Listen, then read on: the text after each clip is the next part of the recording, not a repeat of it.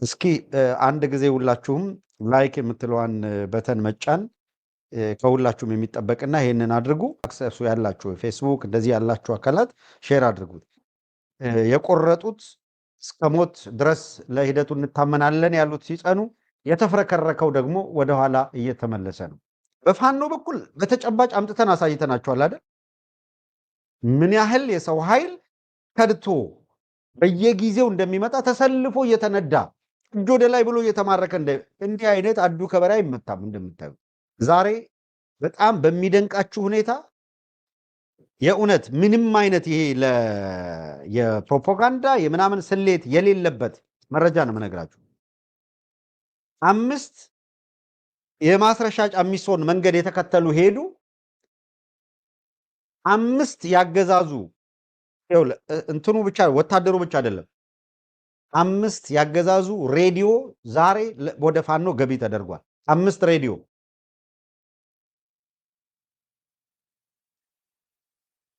5 ሬዲዮ ማለት ስኖት ኢዚ። በአገዛዝ ውስጥ ሬዲዮ የያዞች 5 ማርከህ እጅ ለማስገባት አስቀድተህ እጅ ለማስገባት የሚፈጠረው የሚኖረው ዋጋ 5 ሬዲዮ የያዙ ሰዎችን ከነ ሬዲዮዋቸው አምጥተህ ይሄውን ለሬዲዮ ተማረከ፣ ሬዲዮ ያዝን፣ ሬዲዮ አስኮበለልን ምናምን ብለህ ያመጣል። በፋኖ በኩል እነሱ በ3 ቀን በማስረቻ 9 ላይ ዜና ይሰራሉ ማለት። ከዛ ቆራርጠው በእግራቸው የሄዱ ኔትወርኩ ተነቅቷል፣ በቃ አሁን እርምጃ ሊወሰደብን ነው፣ በቁጥጥር ስር ልንውል ነው፣ ልንታሰር ነው ብሎ ደግሞ ፈርጥጦ ሩጦ ይወጣል። አሁን ትግሉ እንዳለ ከውስጡ ሾክ የሆነው የትም ይግባ የትም ከዛ ውስጥ እየጠራ እንዲመጣ መደረጉ እንዴት ወሳኝ እንደሆነ የምታዩበት ነው። 5 ያገዛዙ የመገናኛ ሬዲዮ በዛሬው ዕለት በፋኖ እጅ ገብቷል። በዜና መሆን ያለበት እሱ ነበረ። ትልቁን ኃላፊነት ትልቁን የዜና ክፍል መያዝ የነበረበት እሱ ነው። ዛሬ የጉና ተራሮች የሚገርም ውጊያ ሲካሄድባቸው ነው የዋለው። ከመተማ እስከ ሱዳን ከባድ ትንቅንቅ ነው የዋለው። ይሄ ሳይሆን ከሆነ ጥግ ላይ ውልቅ ብሎ 5 ሰው ሄዷል የሚል ዜና አድርገህ እሱ ስታራግመዋል ምን ጥቅም አለው? እስቲ ሚልኬስ አናዳምጥ። በአንድ ሰው እንደው 50 ፋኖን ቢያገኝ አገሪቷ አትፈርስ። የሆነ እንደ ክሬዚ ነው የሚሆነው። ገብቷል። 50 እንኳን ቢያገኝ አንድ ሰው አገኘው። በአንድ ሰው እንደው 50 ፋኖን ቢያገኝ አገሪቷ አትፈርስ። የሆነ እንደ ክሬዚ ነው የሚሆነው። ገብቷል። 50 እንኳን ቢያገኝ አንድ ሰው አገኘው ብሎ አገር በቀውጢ ተደርጎ አፍሪካ ዩኒየን ኢጋድ ምናምን አንድ ሰው የተባረረ ሰው ምንድነው? የሆነ በቃ የሚጠብቁት ከላይ ከእግዚአብሔር የሚጠብቁት ነገር አለና አብይ የሆነ በቃ እንደዚህ በቃ ተደራድሩ ፋኖ ገባ ምናምን ለማለት በጣም ሰፍ ብሎ በቃ እኔ ሳኩኝ። ተስፋ የቆረጠ ስርዓት በመሆኑ እንደው 200 500 ፋኖን ቢያገኝ በቃ አዲስ አበባ ውስጥ በሰልፍ ሊያሳይ ይችላል። ለዓለም እንደዚህ ሊያደርግ ይችላል። ይሄ ምንድነው? አብይ ተስፋ ቆርጧል። መንግስት አይደለም ይሄ አብይ ይሄ ስርዓት መንግስት መሆን አይችልም። ሲጀመር ኔጎሺዬሽን ማለት ምን ማለት ነው? ኔጎሺዬሽን እኮ ሰጥቶ መቀበል ነው አይደል? ሰጥቶ መቀበል ሲሆን የሆነ አብይ መተው ያለበት አለ፣ የገባ ሰው ደግሞ መተው ያለበት አለ፣ መቀበል ያለበት አለ። ከዛ የሆነ ነገር ተደራድረ የምትፈራረም ነገር አለ። ያ ፊርማ ደግሞ ስንት ነጥብ ነው? ምንድነው ስራ ላይ የሚውለው? ከመቼ እስከ መቼ? የቱ አካባቢ? ይሄ ሁሉ አለ። የሆነ የምትፈራረም ነገር አለ። ሰውዬው እጅ ሰጠ ከሆነ እጅ ሰጠ፣ በቃ አለቀ። ለምንድነው ሰምታላውን ድርድር ተደረገ? የሆነ ስራ ላይ የሚውል ነገር የተጻፈና ማለት እንደዚህ የሆነ አፍሪካ ዩኒየን እና ኢጋድ እዛ ከሄዱ ድርድር አለ ብለህ ነው የምትጠብቀው አይደል? የኔ ነገር ተጽፎ ስራ ላይ የሚውል ነገር ያ አይደለም። ምንድን ነው የሆነ በቃ የሚጠብቁት ከላይ ከእግዚአብሔር የሚጠብቁት ነገር አለ እና አብይ የሆነ በቃ እንደዚህ በቃ ተደራደሩ ፋኖ ገባ ምናምን ለማለት በጣም ሰፍ ብሎ በቃ እኔ ሳኩኝ። ተስፋ የቆረጠ ስርዓት በመሆኑ እንደው 200 500 ፋኖን ቢያገኝ በቃ አዲስ አበባ ውስጥ በሰልፍ ሊያሳይ ይችላል ለዓለም። ጥሩ አገላለጽ ነው የገለጸው። የአብይ አህመድ አገዛዝ እንዴት የፕሮፓጋንዳ ጥማት ውስጥ እንዳለ የሚያሳይ ነው። ወደ ቀጣዩ ልለፍና መልካሙን በስተመጨረሻ በዛሬው ዕለት 5 አመራሮች በይፋ የለየላቸው በአማራ ህዝብ ትግል ውስጥ ተስፋ የቆረጡ ለብአዴን አድረው በገዛ ህዝባቸው ላይ ለመዝመት ውል የፈጸሙ የጫሚሶን መንገድ የተከተሉ አካላት 5 የለየላቸው ወጥተዋል በአደባባይ።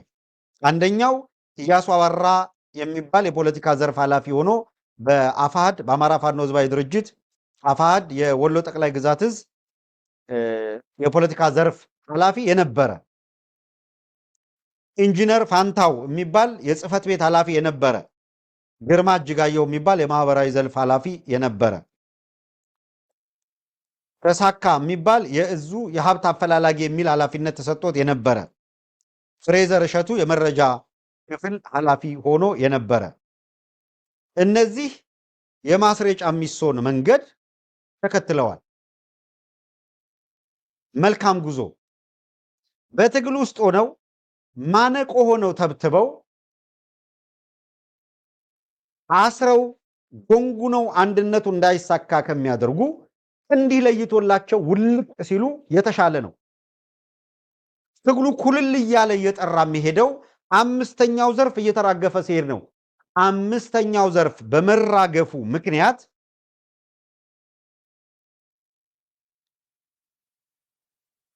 ይኸውላችሁ 1 ወር አለፈው። አሁን በ3 ሳምንት እያልን ልቀጥል አንችልም። 1 ወር አለፈው። በአመራር ደረጃ ይሄዳሉ። 5ኛው ረድፍ ይለይለታል ስንላችሁ ነበረ። ለምን?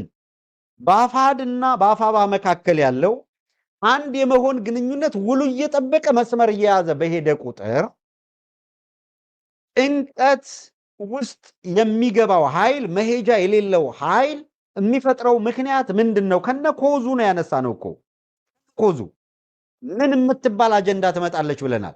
አብይ አህመድ ወደ ትግራይ ሄዶ ጦርነት ከመግጠሙ በፊት በፋኖ ውስጥ ያሉ የሱን ተልእኮ የሚያስፈጽሙ ለኦህዴድ የገበሩ አካላትን ይጠቀማል ለ2 ዓላማ ለ3 አክቹአሊ።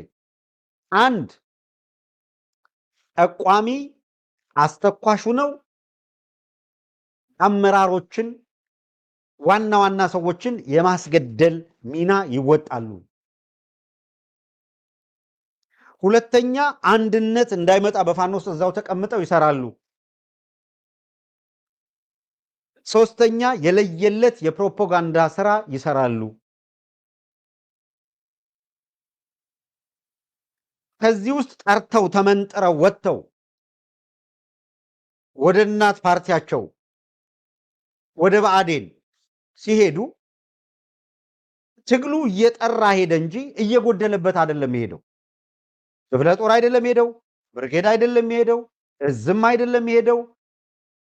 ካለው አመራር መካከል አንድ እዝ በአመራርነት የነበሩ ምንም ማደባበሱ ምናምኑ ምንም በፍጹም አስፈላጊ ስለሆነ ሄዱ።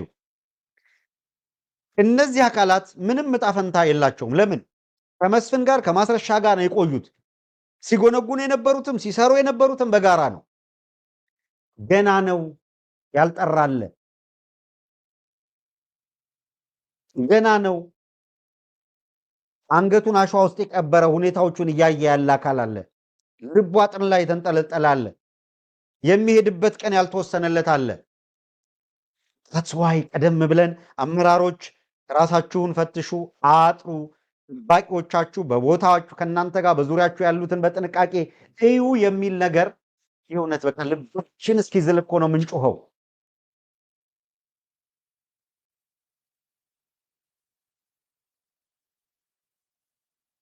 እነዚህ 5 ሄዱ የተባሉት መካከል አንደኛው በጣም አደገኛ በሆነ ሁኔታ አንድን ከፍተኛ አመራር እዛው ነው የነበረው። መሄድ ብቻ ሳይሆን አጥቅቶት ሊሄድ የሚችልበት እድል ነበረ። ያው የፈጣሪ ነገር ሆኖ ነው አመራሩም የተረፈው እንጂ ሄደዋል። በዚህ መልኩ አለርት ሳይኖር ድንገት ሲሆን እንደው ድንገት ትላለህ፣ አለርት እየተሰጠ በየጊዜው እየተነገረ መረጃ በሚቻል መጠን እንዲደርሳቸው እየተደረገ ለምን እንዲህ አይነት ሁኔታ እንደሚፈጠር አንዳንድ ጊዜ ግራ ያጋባል። የሆነ ሆኖ ግን በፈጣሪ ጥበቃ ማለት ይቻላል። መቼም ፈጣሪ ከተማን ካልጠበቀ ጠባቂዎች በከንቱ ይደክማሉ ነውና የቆሙለት ሐቀኛ ትግል እና ዓላማ እየረዳቸው ለማንኛውም እነዚህ ወልቅልቅ ብለው መሄድ የነበረባቸው አካላት ውልቅ ብለው ሄደዋል። ከዚያ ባሻገር ግን አገዛዙ ሌላ በሬ ወለደ ዜና ደግሞ ሰርቶ በሌላ ቦታ ያሉትም አንደኛ እየፈራረሰ ነው የሚል ምስል መስጠት በፕሮፓጋንዳ ነው። ሁለተኛ ፕራክቲካሊም እነከሌ እኮ ሄዱ ሲባል እኛ ምን ሄድ የሚል ስሜት ይፈጠራል ብሎ ስለሚያስብም ነው የሚያደርገው። እናም በአርበኛ ተሾመ የአማራ ፋኖ ህዝባዊ ድርጅት ወይም አፋሕድ የጣይቱ ክፍለ ጦር አዛዥ እንዲሁም አርበኛ ሀብታሙ ሙላው የአማራ ፋኖ ህዝባዊ ድርጅት የጋፋት ምንድነው የአንበሳው ጋይንት የጋፋት ክፍለ ጦር አዛዥ ያደረጉት ንግግር እንዴት አድርገው ሊጠቀሙበት እንደፈልገው እንደነበረ የሚያሳይ እሱ ሊጠቀሙ ፈልገው ነበረ። ተቆራርጦ የተቀጣጠለ ነው። አንድ የእሱን ድምፅ ምንድነው ምላሹ የሚለውን ትላንትና ሲዘዋወር ለነበረው የውሸት የተቀነባበረ ተቆራርጦ የተቀጣጠለ ድምፅ አርበኛ ሀብታሙ የሚሰጠውን አርበኛ ሀብታሙ ሙላው ማለት ነው ሞክቴል የሚሰጠውን ምላሽ እንከታተልና ከዛ ሌላ 2 ማስረጃዎች አሉ እንደገና በዝርዝር እንሄድባቸዋለን። እስኪ አብረን እንከታተል። ጤና ይስጥልን አድማጭ ተመልካቾች፣ አሁንም መስመር ላይ ስለሆናችሁ ከልብ ደስ ይለናል፣ እናመሰግናችኋለን።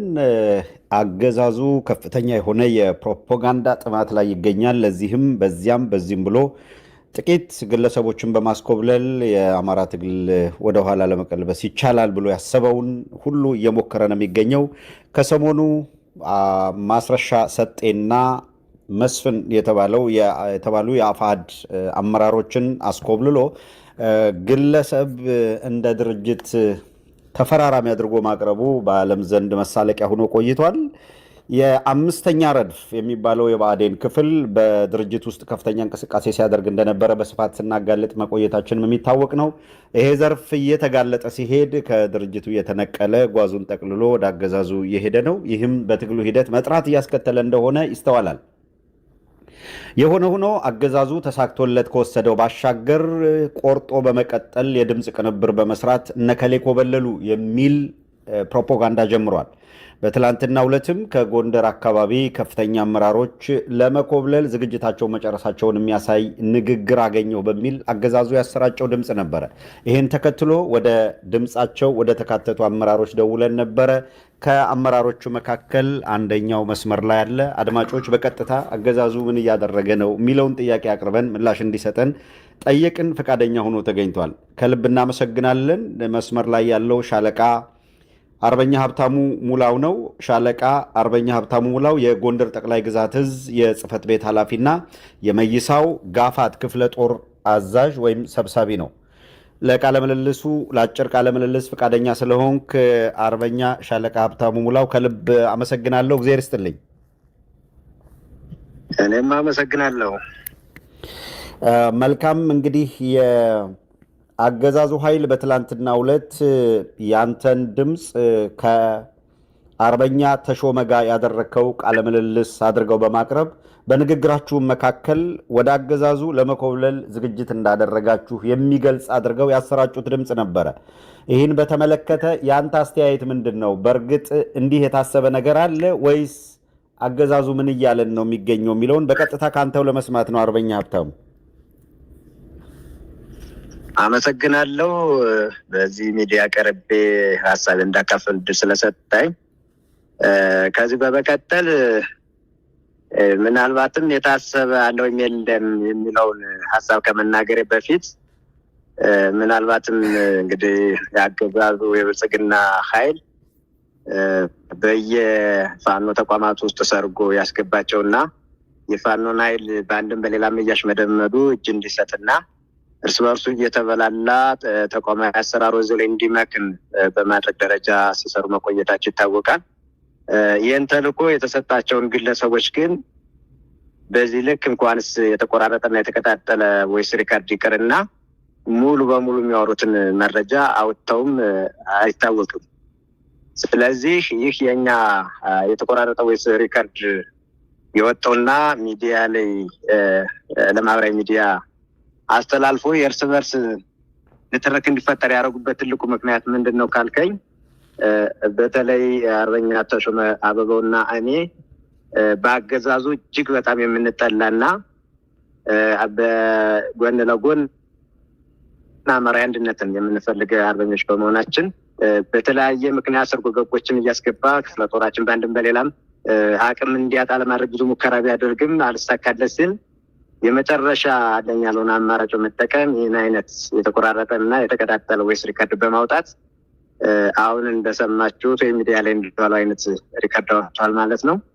ከዚህ ጋር ተያይዞ በእኛ በኩል አይደለም ከዚህ ከተበተነና ራሱን መከላከል ከማይችለው የብልጽግና ተቋም ጋር አብሮ መስራት ይቅርና ጸረ አማራ አስተሳሰብ ካላቸው የትኛውም ተቋማት ወይም ድርጅቶች ጋር ምንም አይነት ግንኙነት የሌለንና በጽናት የምንታገል የትግል ሰዎች መሆናችንን መናገር እፈልጋለሁ።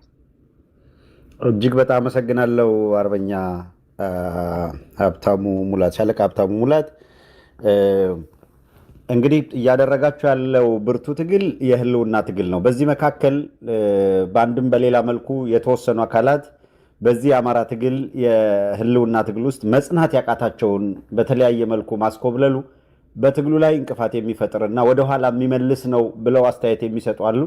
በእናንተ ግምገማ፣ በእናንተ እይታ የእነዚህ አካላት ወደ አገዛዙ መኮብለል፣ ምክንያቱም በዛሬውም ዕለት ከአፋሕድ የአማራ ፋኖ ህዝባዊ ድርጅት የወሎ ጠቅላይ ግዛት እዝ አመራሮች መካከል ወደ 5 የሚጠጉ አመራሮችን አስኮብልያለሁ እያለ ነው አገዛዙና የእነዚህ አካላት መሄድ በድርጅት ውስጥ ጥራት እያመጣ ወይስ ትግሉን ወደኋላ እየጎተተ ነው?